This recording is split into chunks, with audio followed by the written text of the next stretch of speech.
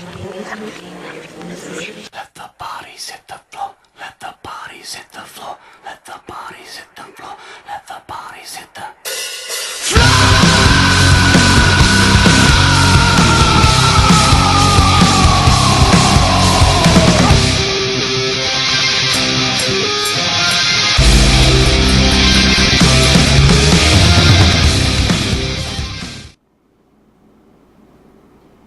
I'm Detective Baron Woodley, Private Eye. I'm a hardened, seasoned officer of the law. I've been to and fro, I've zigged and I've zagged, and I've dealt with some of the most hardened criminals ever. One case in particular still haunts me. Would you like to hear about it?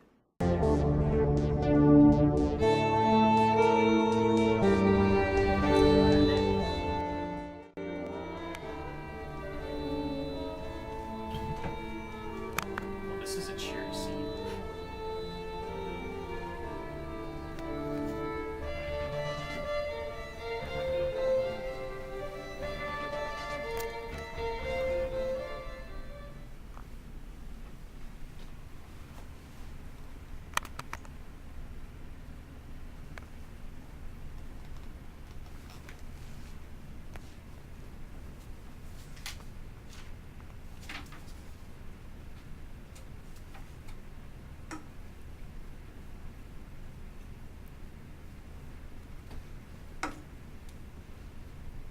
Alright, here's what happened.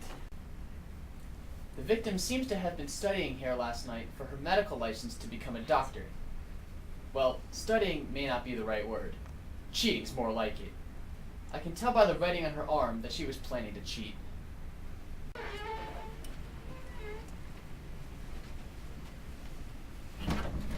Our two suspects walk in and must have asked our victim, I'm a dummy, if she wanted help with her studying. Ima must have accepted their help since she obviously didn't know the material. They helped her well enough, but then things must have gotten a little weird. The suspects must have offered her energy drinks, which isn't totally unusual for someone her age. College students typically use caffeine to power their all-night study sessions, but our victim, Ima, was known to shy away from highly caffeinated drinks. Not much of a coffee drinker, her friends and family told me. Also, the amount of cans found adds up to an absurd amount of caffeine intake for anybody. Ima would not have just drank this many out of the blue. These suspects must have pressured her into drinking them. By the looks of her body not having any wounds other than the ones on her back, and the saliva around her mouth and nose, she must have been suffocated. Two people could have easily taken her out together, but she would have still screamed or yelled if she was fully conscious. However, people in the rooms nearby heard no screams or yells. This leads me to believe they impaired her in some way. I can only deduce that it must have been the energy drinks. They kept her up all night studying with the energy drinks, then from the combination of lack of sleep and the crash from the pure caffeine, she must have just knocked out.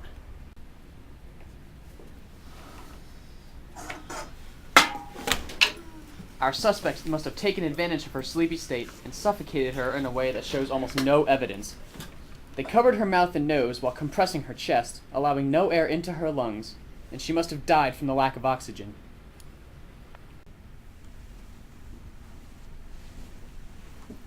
It then appears that they flipped her over and took out her kidneys. Why they wanted her kidneys so bad, I don't know. Unless somebody needed a kidney transplant. To the hospital.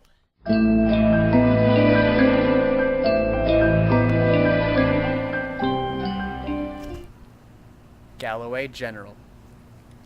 The only logical place.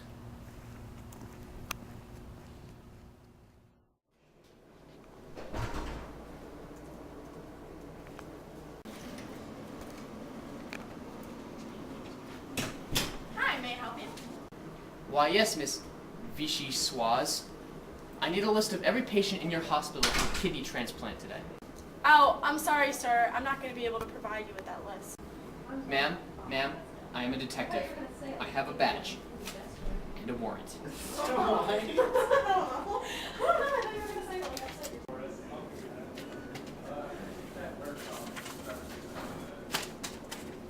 Here you go, sir.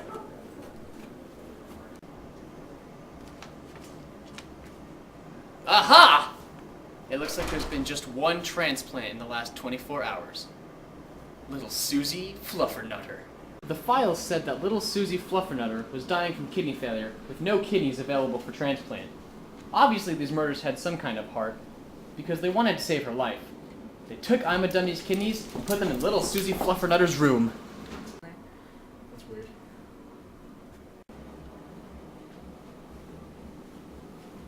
Her doctors come in and see the kidneys. They are shocked by how they got there, but come on, this little girl is dying, and two perfectly good kidneys just show up out of nowhere. Who would turn that down? So they use the kidneys for little Susie Fluffernutter's kidney transplant, and all is well. Egad! Who are you talking to?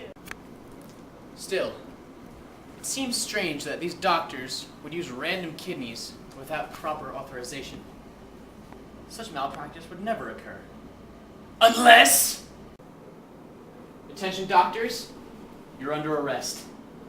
What are you talking about? What's going on? You can't just walk in here. What's going on? Who are you? Please, doctors, I am a detective.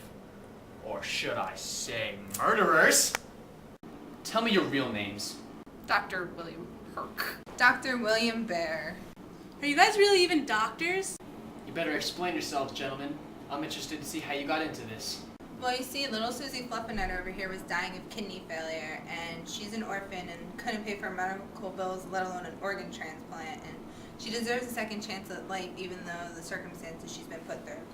And I'm a dummy was such a terrible person. She was cheating on her test to become a doctor. That's so dishonest. She shouldn't even be a doctor. She was also really bossy and rude to other people. Why does she get to have perfectly good kidneys while this sweet little girl's kidneys are trying to kill her? It's not fair. So we were walking past the honors study room, and we were trying to think of a way to save little Susie Fluffernutter when we saw I'm a Dummy and they're cheating for an exam. Along being doctors, Dr. Burke and I are assistants at the medical school. We have assisted in some of the classes that I'm a Dummy has been in. She would always make rude comments and just be a general disturbance in general. She was an awful person and would probably be an awful doctor. And I suspected Ima of cheating before when I was a grader for one of her classes, but since I didn't have any concrete proof, I couldn't really turn her in. When we finally caught her cheating the other night, the situation was just too perfect. We couldn't resist. We needed a healthy person's kidneys free of charge, and we found a person whose existence was only awful to the world. Well, gentlemen, that was a touching story. But although your intentions were good, you did break the law most severely. You understand. Yeah. We understand.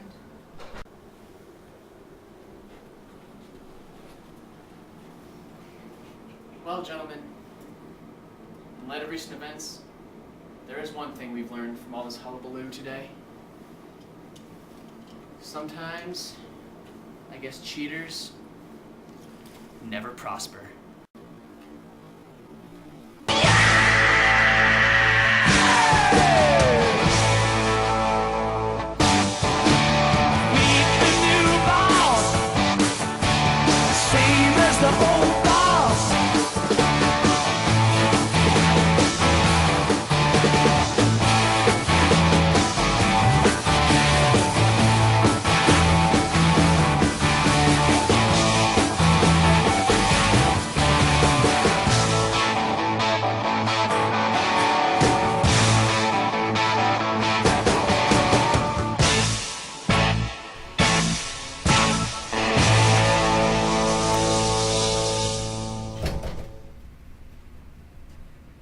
This is a cheery scene.